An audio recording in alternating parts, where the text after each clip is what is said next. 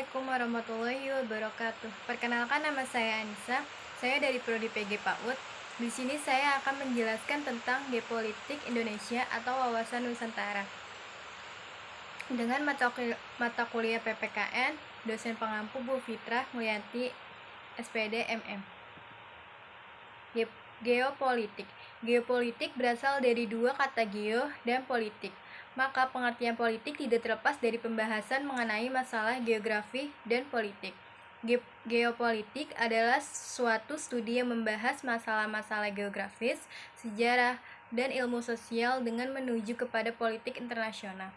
Geopolitik membahas makna strategis dan politis suatu wilayah geografi yang mencakup lokasi luas serta sumber daya alam wilayah tersebut. Wilayah sebagai ruang lingkup. Konsep geopolitik adalah ilmu penyelenggaraan negara yang setiap kebijakannya dikaitkan dengan masalah geografi wilayah atau tempat tinggal tertentu. Ruang hidup suatu negara meliputi darat, laut, dan udara. Indonesia memiliki wilayah negara yang sangat luas di suatu sisi, sedang di sisi lain Indonesia juga mewujudkan tujuan negara. Maka Indonesia harus memiliki prinsip dasar sebagai pedoman terhadap sebagai pandangan atau wawasan yang menjamin persatuan dan kesatuan wilayah, bangsa, dan segenap aspek kehidupan nasional Indonesia. Negara atau dalam arti wilayah dibedakan dikelilingi daratan atau landlocked country. Berbatasan dengan laut yang dibedakan jadi tiga, yaitu pertama ada negara pulau, negara pantai, dan negara kepulauan.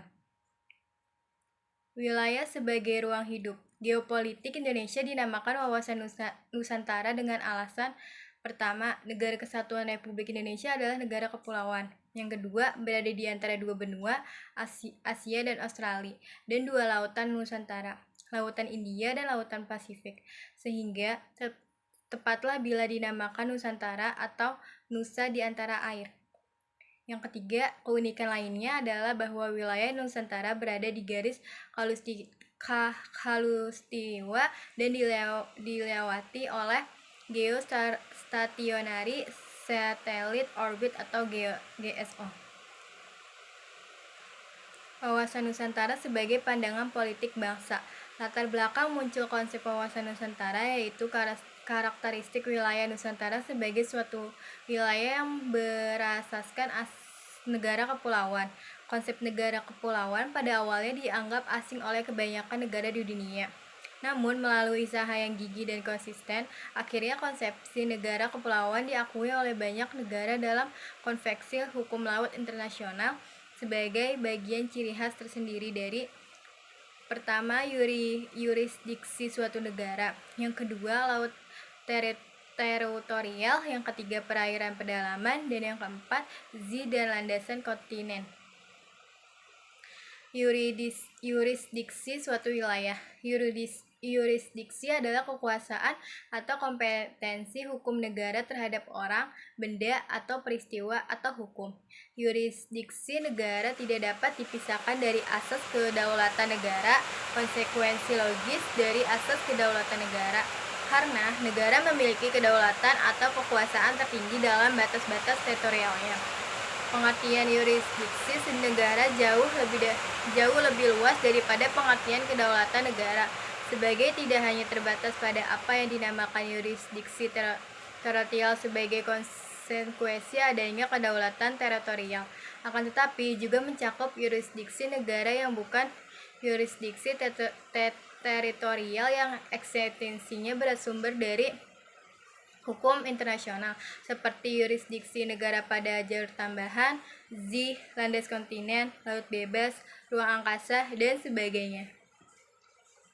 Laut teritorial. Laut teritorial adalah wilayah laut yang berjarak 12 mil dari garis dasar ke arah laut lepas. Jika lebar lautan yang membatasi dua negara kurang dari 24 mil, maka garis teritorial ditarik sama jauh dari setiap negara yang berbatasan laut. Di laut teritorial, negara mempunyai hak kedaulatan penuh, tetapi menyediakan jalur pelayaran lalu lintas damai baik di atas maupun di bawah laut.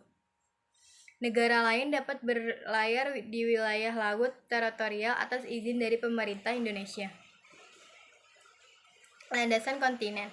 Pengertian dari landasan kontinen merupakan dasar laut yang merupakan kelanjutan dari kontinen atau bentuk. Dilihat dari segi geologi atau geomorfologinya. Jarak landas kontinen perairan Indonesia adalah pemajang dari pantai sampai pada kedalaman laut 100 hingga 200 meter. Peraturan mengenai batas ini merujuk dari ketentuan Konvensi Hukum Laut PBB. Landas kontinen adalah bagian dari Konvensi Hukum Laut Internasional tahun 1982 yang termasuk salah satu wilayah laut bersamaan dengan laut teritorial dan zona aman, zona ekonomi eksklusif. Zona ekonomi eksklusif atau Z.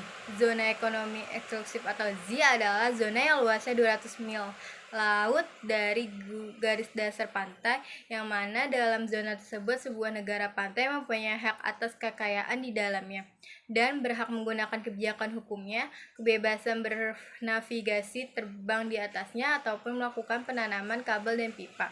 Jadi, wilayah laut suatu negara yang jaraknya 200 mil laut diukur dari pantai disebut zona ekonomi eksklusif atau Z. Laut punya pengaruh besar terhadap kehidupan manusia, baik dari sumber daya ikan dan biota laut lainnya, energi, sumber mineral, hingga manfaat terkait siklus hidrologi seperti penyeimbang suhu dan penyumbang uap air paling potensial. Delimitasi dari Z. 1. Batas luar, 2. Batasan, 3. Pulau-pulau, dan yang keempat wilayah yang tidak berdiri sendiri. Implementasi wawasan Nusantara.